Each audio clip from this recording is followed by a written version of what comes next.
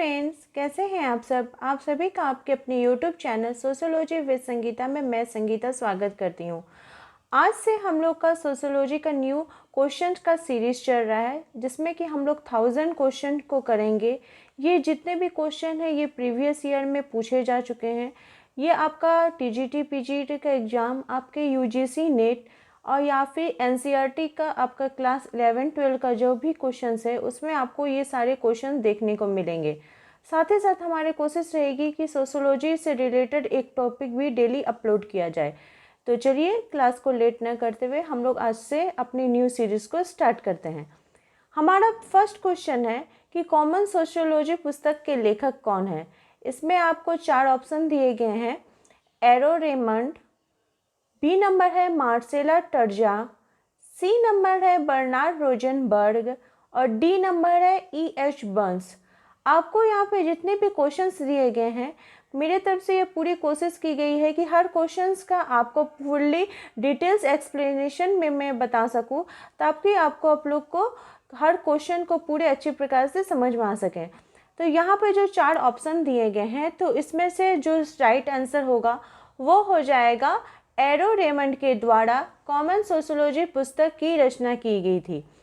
Arrow Raymond France के सामाजिक विज्ञानी थे और इन्होंने समाज विज्ञान के क्षेत्र में विशेषकर टॉनिज, सीमेल और मैक्स वेबर के जो विचारों को थे उनसे प्रभावित होकर उन्होंने अपनी पुस्तक की रचना की।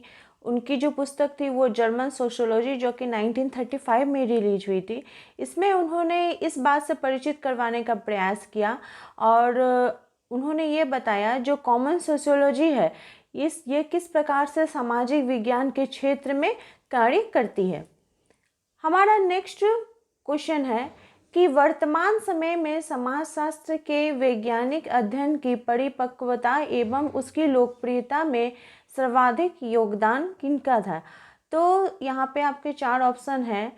फ्रांस का, बी नंबर है इंग्लैंड का, सी नंबर है अमेरिका का तथा डी नंबर है भारत का। तो समाज के विकास के क्षेत्र में इंग्लैंड, फ्रांस, जर्मनी एवं अमेरिका का तो विशेष योगदान था, लेकिन अगर बात की जाए सर्वाधिक योगदान के बारे में, तो सर्वाधिक जो योगदान था वो आपका अमेरिका का था। ये इस बात पर बोला गया है कि वहाँ का जो सर्वाधिक जो विकास का टॉपिक था वो ये था कि 20वीं शताब्दी में अमेरिका में किस प्रकार से ये विकास हुआ है। और यहाँ पर गिडिंग्स, समनर, बार्क, Park, Burgess, Sorokin, Zimmerman, MacIver, Ogburn, Parsons, Morton Young, Coser जैसे समाजशास्त्रियों का विकास हुआ। उन्होंने यहाँ पे महत्वपूर्ण कार्य किया। तो इसलिए हम कह सकते हैं कि अमेरिका में सर्वाधिक जो है वर्तमान समय समाजशास्त्र के क्षेत्र में विकास हुआ था। साथ ही साथ अमेरिका का जो येल विश्वविद्यालय था वहाँ पे समाजशास्त्र का अध्ययन अध्यापन का कार्य भी उस समय तत्काल समय में स्टार्ट हो चुका था। हमारा थर्ड क्वेश्चन है, निम्नलिखित में से किस समाजशास्त्री ने सामाजिक पुनर्गठन की योजना प्रस्तुत की थी। देखिए सोशियोलॉजी में क्या होता है, मैं पहले भी बता चुकी हूँ कि यहाँ पे अगर आपको वर्ड के ऊपर कमांड है, जैसे सामाजिक पुनर्गठन, तो सामाजिक पुनर्गठन के जैसे ही बात बोला जाए तो आपको तुरंत समझ लेना होगा कि किस समाजशास्त्री ने इसके संदर्भ में ये बताया है। तो सामाजिक पुनर्गठन की बात किसने बताई है? अगस्त कॉम्ट ने। तो देखिए यहाँ पे 4 ऑप्शन में आपको कहीं अगस्त कॉम्ट दिख रहे हैं। यहाँ पे ए नंबर बोला जा रहा है एमाइल दुर्खैम जी के बारे में, B number Karl Marx, C number Herbert Spencer और डी नंबर हो गया आपका अगस्त कॉम्ट। तो सामाजिक पुनर्गठन की जो बात है ये किनके द्वारा की गई है? ये अगस्त कॉम्ट के द्वारा की गई है। प्रत्यक्षवाद और प्रत्यक्षवादी दर्शन के जन्मदाता की अगर बात की जाए तो वो कौन है? Auguste Comte. अगस्त कॉम्ट को ही समाजशास्त्र का जनक या पिता कहा जाता है। उन्होंने सामाजिक पुनर्गठन की एक व्यवस्थित एवं वैज्ञानिक योजना प्रस्तुत की थी। अगस्त कॉम्ट ने ही समाजशास्त्र का नाम सबसे पहले उन्होंने सामाजिक भौतिकी भी बताया था। उन्होंने बताया कि नया समाज के निर्माण के लिए भी वैज्ञानिक ज्ञान का उपयोग का पक्ष बहुत ही ज़्यादा जरूरी होता है। वो वैज्ञानिक ज्ञान के उपयोग के पक्षधर थे। उन्होंने कहा कि वैज्ञानिक ज्ञान के आधार पर हम मानव की जो सभ्यता है उसको संदर्भ में जान सकते हैं, उसका विकास संभव हो सकता है। अगस्त कॉम्ट के ही अनुसार मनुष्य अपनी सामाजिक समस्याओं का निवारण वैज्ञानिक ज्ञान के आधार पर कर सकता है। कॉम्ट के अनुसार सामाजिक समस्याओं का निवारण एवं समाज के पुनर्गठन के लिए वे 3 आधार इसका बताते हैं। इसमें वो पहला आधार है पारिवारिक आधार, दूसरा है नैतिकता के आधार पर और तीसरा है धार्मिक आधार पर हम समाज का पुनर्गठन कर सकते हैं। हमारा 4th क्वेश्चन है, प्री कैपिटलिस्ट इकोनॉमिक फॉर्मेशन नामक पुस्तक के लेखक कौन है? आपका ऑप्शन ए है कार्ल मार्क्स, बी नंबर है मैक्स वेबर, सी नंबर है हीगल तथा डी नंबर है इनमें से कोई नहीं। तो इसका जो सही आंसर है वो हो जाएगा हीगल। हीगल का पूरा नाम है जॉर्ज विलियम फ्रेडरिक हीगल। उनकी जो प्रमुख रचना थी जिसका कि नाम था द फिनोमेनोलॉजी ऑफ स्पिरिट, यह 1807 में इसकी रचना की गई थी। और a contribution to the critique of political ethics, Karl Marx की रचना थी। The Protestant ethics and the spirit of capitalism, ये 1906 में मैक्स वेबर के द्वारा रचना की गई थी। और हेगल की रचना का नाम क्या था? Pre capitalist economic formation. हमारा 5th क्वेश्चन है कि ग्रामीण संप्रदायवाद की अवधारणा के प्रतिपादक कौन थे? ए नंबर है आपका ऑप्शन राधा कमल मुखर्जी, बी नंबर है श्री अरविंदो घोष, सी नंबर है आपका महात्मा गांधी तथा डी नंबर है श्री भगवान दास। तो इसका जो सही आंसर है वो हो जाएगा राधा कमल मुखर्जी ने ग्रामीण संप्रदायवाद की अवधारणा को प्रस्तुत की थी। उनकी जो प्रमुख कृति थी द कम्युनिटी ऑफ कम्युनिटीज़, जिसकी रचना उन्होंने 1966 में की थी। और फिर उन्होंने 1920 में भारतीय ग्रामीण समुदाय में सामाजिक आर्थिक परिवर्तन के विषय पर फिर उन्होंने पीएचडी की उपाधि धारण की। और राधा कमल मुखर्जी ने ही सामाजिक परिस्थिति के 2 प्रमुख प्रकारों के बारे में बताया था। वे 2 प्रकार थे, व्यवहारिक परिस्थिति तथा सामुदायिक परिस्थिति। इसके अंतर्गत उन्होंने ग्रामीण संप्रदायवाद की जो अवधारणा थी उसको उन्होंने श्री राधा कमल मुखर्जी ने प्रस्तुत की थी। हमारा 6th नंबर क्वेश्चन है, विवाह अति वैयक्तिक प्रकार की व्यक्तिगत संतुष्टि का उपकरण मात्र नहीं बल्कि एक सामाजिक क्रियाविधि भी है जिसे समाज दिव्यता को पोषित करता है और इसके द्वारा ही रचा गया है। तो विवाह के संबंध में जो यह कथन है ये किन्होंने दिया है? यहाँ पे आपके 4 ऑप्शन हैं। ए नंबर है मजुमदार एवं मदन ने, बी नंबर है वेस्टरमार्क ने, सी नंबर है गिलिन एवं गिलिन ने तथा डी नंबर है एंडरसन और पार्क ने। तो इसका जो सही आंसर हो जाएगा वो हो जाएगा एंडरसन और पार्क के द्वारा विवाह के बारे में बताया गया है। इसमें उन्होंने बताया है कि जो इनकी जो प्रमुख कृति थी सोसाइटी इट्स ऑर्गेनाइजेशन, इसमें इन्होंने बताया है कि एंड ऑपरेशन में विवाह के महत्व को उन्होंने रेखांकित करते हुए लिखा है कि विवाह अपने साथ आमतौर पर वहाँ पे जितने भी सार्वजनिक समारोह का जो रूप होता है, इसमें विभिन्न समाज और व्यक्तियों का जो समूह होता है, इसमें क्या होता है कि एक संबंध बनता है तथा लोगों को पहचान मिलती है। और ये समाज जो है, ये जो समारोह है समाज के नियंत्रण का भी संकेत देता है। और फिर क्या होता है कि धूमधाम से विवाहित जोड़े को उसे प्रतिबद्धता के महत्व को स्वीकारने के लिए विवश किया जाता है, जिससे उसकी गंभीरता एक दूसरे के साथ जुड़ता है। ये कथन किसका है? एंडरसन तथा पार्क के द्वारा ये दिया गया है।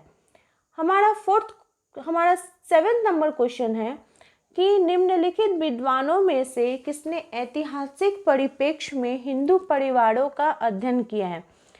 पूछा जा रहा है कि किस विद्वान ने हिंदू परिवारों का अध्ययन किया है। यहाँ पर आपके 4 ऑप्शन है। एलिन रॉस ने, बी नंबर है MS गोरे ने, सी नंबर है IP देसाई ने तथा डी नंबर है इरावती कर्वे ने। तो भारत में नातेदारी परिप्रेक्ष्य की अगर बात जैसे ही आती है तो हमें किनका नाम याद आता है, इरावती कर्वे का। तो इसका सही आंसर हो जाएगा इरावती कर्वे ने भारत में नातेदारी संगठन किनशिप ऑर्गेनाइजेशन इन इंडिया, ये इरावती कर्वे की एक पुस्तक थी और इसमें उन्होंने हिंदू समाज के एक विवेचन के रूप में इसको प्रस्तुत किया जो ऐतिहासिक परिप्रेक्ष्य पर आधारित था। इस पुस्तक में इरावती कर्वे ने भारतीय संस्कृत साहित्य और इतिहास की सामग्री को प्रचुर मात्रा में उपयोग किया। वहीं दूसरी ओर उन्होंने जातियों के साथ साथ समकालीन समाजशास्त्री एवं मानव शास्त्री जो अध्ययन सामग्री थी उसका भी व्यापक प्रयोग किया है तथा इसका अध्ययन उन्होंने किया है। हमारा 8 नंबर क्वेश्चन पूछा जा रहा है कि निम्नलिखित में से किस विद्वान ने 250 समाजों का अध्ययन करके विवाह के उद्देश्यों को स्पष्ट किया। क्या बोला जा रहा है कि किस विद्वान ने 250 यानी 250 समाजों का अध्ययन किया है। तो इसका जो सही आंसर है वो हो जाएगा मर्डॉक के द्वारा। मर्डॉक ने विवाह के 3 उद्देश्य बताए हैं, मतलब इसमें आपको उद्देश्यों के बारे में पूछा जा रहा था। विवाह का उद्देश्य के बाद जैसे ही आएगा ये मर्डॉक के द्वारा दिया गया। इन्होंने ही नातेदारी का वर्णन किया है, नातेदारी के प्रकारों का वर्णन किया है। तो यहाँ पे उन्होंने विवाह के जो 3 उद्देश्य बताए हैं इसमें वह कौन कौन से हैं, आर्थिक सहयोग, यौन संतुष्टि तथा संतानों को समाजीकरण एवं उसका लालन पालन। इसमें उन्होंने 250 समाजों का अध्ययन किया और इसी के आधार पर विवाह के उद्देश्यों को वर्णन किया। हमारा क्वेश्चन नंबर 9 पूछा जा रहा है कि निम्नलिखित में से किस विद्वान ने अफ्रीका के नातेदारी प्रणाली पर प्रकाश डाला। तो अफ्रीका के नातेदारी ऑस्ट्रेलिया और अफ्रीका के जो आदिवासी समुदाय वहाँ के परिवारों और नातेदारी का अध्ययन रेडक्लिफ ब्राउन के द्वारा किया गया है। रेडक्लिफ ब्राउन ने वहाँ पे जो आदिम समाज में थे वहाँ पे उन्होंने विवाह तथा नातेदारी व्यवस्था का संस्थागत अध्ययन किया, उनके बीच जो संबंध है उसको उन्होंने बताया और इसी आधार पर बताया कि व्यक्ति परस्पर विशिष्ट प्रकार से एक दूसरे से जुड़े होते हैं तथा उन्हें विशेष पदों के लिए उत्तरदायी भी उन्हें माना जाता है। हमारा क्वेश्चन नंबर 10 पूछा जा रहा है कि निम्नलिखित में से किस जनजाति में बहुपति विवाह का प्रचलन नहीं है। तो बहुपति विवाह का जो प्रचलन है किस समाज में नहीं है, इसको जानने से पहले हम लोग जानते हैं बहुपति विवाह किसे कहा जाता है। तो बहुपति विवाह में एक स्त्री के साथ 2 या 2 से अधिक पुरुषों का जो विवाह होता है वो बहुपति विवाह कहलाता है तथा बहुपत्नी विवाह में एक पुरुष के साथ 2 या 2 से अधिक स्त्री का जो विवाह होता है इसको बहुपत्नी विवाह कहा जाता है। बहुपत्नी विवाह में भी फिर 2 रूप होते हैं। तो 2 रूप कौन कौन से हैं, सहोदर बहुपत्नी विवाह जो कि गोंड, बेगा, भील, टोडा आदि जनजाति में पाई जाती है और जो सामान्य बहुपत्नी विवाह है यह संथाल और कादर जनजाति में पाई जाती है। तो किसमें प्रचलन नहीं है, तो टोडा जनजाति में जो है इसका प्रचलन नहीं है। हमारा क्वेश्चन नंबर 11 पूछा जा रहा है, यदि सभी पुरुष संबंधियों की तुलना में मामा का भांजे या भांजी के जीवन पर सर्वप्रमुख स्थान दिया जाता है तो इस शब्द को क्या कहा जाता है। यानी कि आप जितने भी रिलेटिव हैं, चाचा चाची, फूफा फूफी, मामा, माँ, पिता, तो इन सभी में मामा का स्थान अधिक होगा। यानी कि माँ से जो रिलेशन है उस पे वो अधिकार ज़्यादा रहेगा, मामा का स्थान अधिक रहेगा। मामा कहाँ है, वो माँ के रिलेशन के अंतर्गत आते हैं। तो इस प्रकार का जो रिलेशन होता है उसे मातुल्य कहा जाता है। मातुल्य प्रथा जिसे कि इंग्लिश में एम्वुकुलेट कहा जाता है, यह मातृ सत्तात्मक परिवार में पाई जाती हैं जहां मामा अपने भांजे भांजियों की जीवन में प्रमुख स्थान रखता है। संपत्ति मामा से भांजे को स्थानांतरित की जाती है, मामा की संपत्ति पर भांजे का अधिकार रहता है, भांजी का अधिकार रहता है। और इस प्रकार सभी पुरुष संबंधियों की तुलना में, जितने भी पुरुष संबंधी होते हैं उसकी तुलना में मामा को भांजे या भांजियों के लिए सर्वप्रमुख स्थान दिया जाता है और यह प्रथा को मातुल्य प्रथा कहा जाता है। और मामा की ऐसी सत्ता को मातुल सत्तात्मक का भी कहा जाता है। हमारा क्वेश्चन नंबर 12 पूछा जा रहा है कि किसका मत है कि हमारी मानवीकरण की प्रक्रिया प्राथमिक समूह में ही होती है। तो ये किसका पूछा जा रहा है कि मानवीकरण यानी ह्यूमनाइजेशन की जो प्रक्रिया है ये प्राकृतिक समूहों में ही होती है, किसका मानना है? आपका ऑप्शन ए है कोजर व रोजनबर्ग का, बी नंबर है टालकोटा पार्सन का, सी नंबर है CH कूले का और डी नंबर है किंग्सले डेविस का। तो इसका जो सही आंसर है वो हो जाएगा टालकोट पार्सन्स का। ये जो है वह मानवीकरण का बहुत महत्वपूर्ण स्थान है। आधुनिक अमेरिकी समाजशास्त्री टालकोट पार्सन्स वो क्या है, एक दिग्गज सिद्धांतकार के रूप में भी जाते आते हैं। उनके अनुसार मानवीकरण की प्रक्रिया प्राथमिक समूहों में ही होती है। वही मानते हैं कि प्राथमिक समूहों में ही मनुष्य एक दूसरे के संपर्क में आता है, उसमें ह्यूमनाइजेशन की भावना आती है, समाजीकरण की भावना आती है, वो एक दूसरे से मिलता है, किस प्रकार से संबंध स्थापित होता है, दूसरे का किस प्रकार का व्यवहार करना चाहिए, प्राथमिक समूह में ही पाई जाती है। हमारा क्वेश्चन नंबर 30 पूछा जा रहा है कि लोनली क्राउड नामक पुस्तक के लेखक कौन है? यहाँ पे आपके 4 ऑप्शन है, डेविड रिचमैन, बी नंबर है एरिक प्रेस, सी नंबर है होम्स तथा डी नंबर है टॉयलर। तो इसका जो सही आंसर है वो हो जाएगा डेविड रिचमैन ने लोनली क्राउड नामक पुस्तक की रचना की है। उनकी और पुस्तकों की दूसरी भी पुस्तकों की बात की जाए तो लोनली क्राउड की रचना उन्होंने 1950 में की थी और इसके बाद उन्होंने इंडिविजुअलिज्म रिक्सिडर्ड 1954 में, अम्बेडस फॉर हॉट 1964 में, ऑन हायर एजुकेशन 1980 में, ये जितनी पुस्तकें हैं वो डेविड रिचमैन की महत्वपूर्ण पुस्तकें हैं। हमारा क्वेश्चन नंबर 14 पूछा जा रहा है, बिना संस्थाओं के समाज रूपी भवन ढह जाएगा, यह कथन किसका है? देखिए समाजशास्त्र में आपको कथन, पुस्तकों के नाम ये तो आने ही हैं। आपको 100 क्वेश्चन में 20 क्वेश्चन तो इस प्रकार के क्वेश्चन ही मिलेंगे जिसमें आपको पुस्तकों के नाम के बारे में पूछा जाएगा, कथन के बारे में पूछा जाएगा, परिभाषाओं के संदर्भ में पूछा जाएगा। तो ये जो कथन है कि बिना संस्थाओं के समाज रूपी जो भवन है वो ढह जाएगा, मतलब समाज के का जो रूप है उसमें अगर संस्था नहीं होगी तो जो वो भवन जिस प्रकार से ढह जाता है वो ढह जाएगा। तो ये जो कथन है ये किंग व केलर के द्वारा दिया गया है।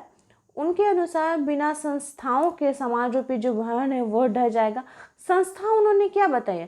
संस्था से अधिपत्य है नियमों का, कार्य प्रणाली का।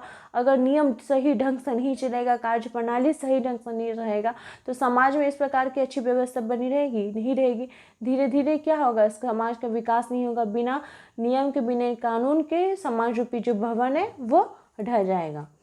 हमारा क्वेश्चन नंबर 15 पूछा जा रहा है कि क्षेत्रीय समूह हितों के प्रति चेतन समूह, निश्चित संगठन वाले समूह और अनिश्चित संगठन वाले जो समूह हैं, इसके जो वर्गीकरण है ये किनके द्वारा दिया गया है?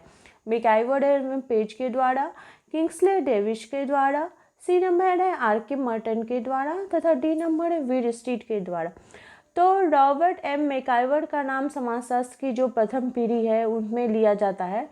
उनके द्वारा ही क्षेत्रीय समूह के बारे में बताया गया है और उनकी जो पुस्तक सोसाइटी उसमें उन्होंने इसके संदर्भ में बताया है। इसका जो तृतीय संस्करण जब निकला जिसमें उन्होंने अपने सहयोगी चार्ल्स पेज के साथ काम किया, इसमें उन्होंने समूह का वर्गीकरण करके बताया है।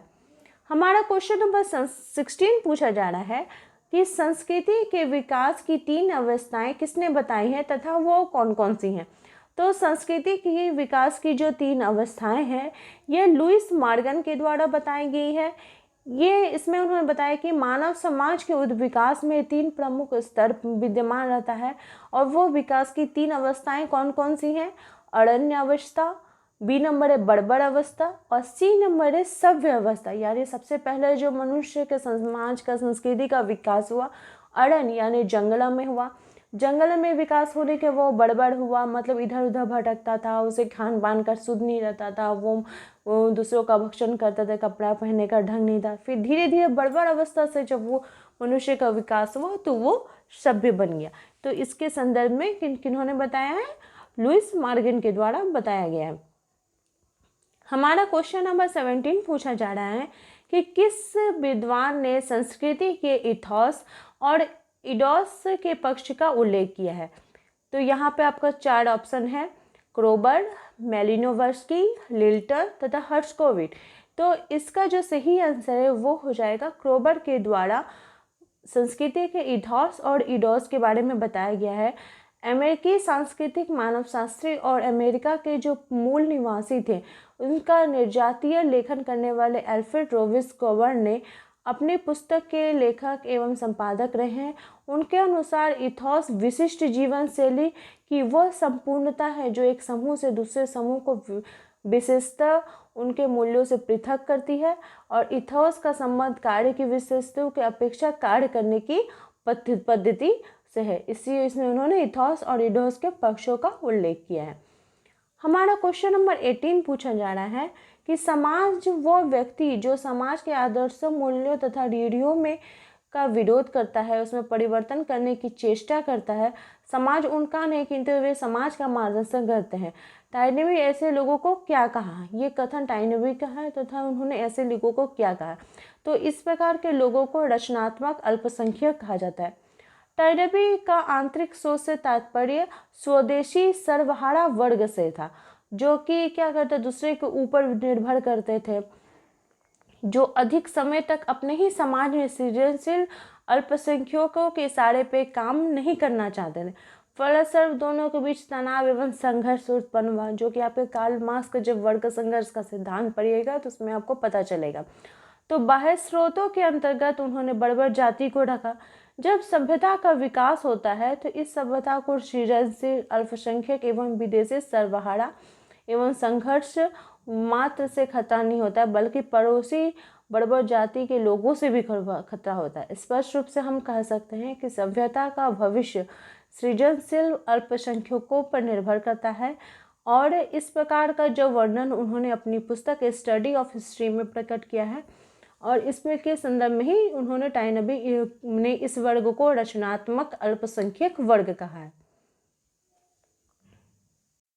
हमारा क्वेश्चन नंबर 19 पूछा जा रहा है कि सामाजिक परिवर्तन मुख्य रूप से समाज के किस पक्ष को प्रभावित करता है? तो जो सामाजिक परिवर्तन है ये मुख्य रूप से समाज के समूह के व्यवहारों को, सामाजिक संरचना को, संस्कृति की विशेषताओं को, या इनमें से कोई नहीं। तो इसका जो सही आंसर है वो हो जाएगा, इसका सही आंसर हो जाएगा कि ये तीनों जो अवस्थाएं हैं ये समाज के विभिन्न पक्षों को प्रभावित करती हैं। ये तीनों ही इसका राइट आंसर हो जाएगा। तीनों समाज के विभिन्न पक्षों को ये प्रभावित करती हैं। तो तीनों पक्ष कौन कौन से हो गए? सामाजिक ढांचा एवं प्रकार में होने वाले सामाजिक परिवर्तन, सामाजिक परिवर्तन का संबंध एक व्यक्ति से दूसरे व्यक्तियों के साथ, विश्वास एवं मूल्यों के साथ, सामाजिक परिवर्तन का समाज में जो नियम रहता है उसके आधार पर सामाजिक परिवर्तन निर्भर करता है। हमारा क्वेश्चन नंबर 20 पूछा जा रहा है, the functions of social conflict नामक पुस्तक किस विद्वान के द्वारा रची गई है? आपका ऑप्शन नंबर है लेविस्को ए कोजर, और फिर आपका जॉर्ज सीमेल, उसके बाद आपका गिलीन एवं गिलीन, बर्गेश और मैकाइवर एवं page. The function of social conflict जो है वो लेविस कोजर के द्वारा किया गया है, इनके द्वारा किया गया है, लेविस कोजर के द्वारा। और इसमें उन्होंने अपनी पुस्तक में संघर्ष सिद्धांत के अवधारणा के पर आधारित है। इनके अनुसार संघर्ष व्यवस्था और एवं एकीकरण एवं अनुकूलन को बनाए रखता है। इसमें उन्होंने समाज के में विद्यमान जो संघर्ष है उसके पूरा पूर्ण वर्णन उन्होंने बताया है। तो आई होप आपको आज के जो 20 क्वेश्चन है वो आपके आने वाले एग्जाम के लिए आपको बहुत ही ज़्यादा हेल्पफुल रहेगा, आपको बहुत ही अच्छे प्रकार से समझ में आ गए होंगे। मेरे साथ बने रहिए, मेरे चैनल पर साथ बने रहने के लिए आप सभी का धन्यवाद।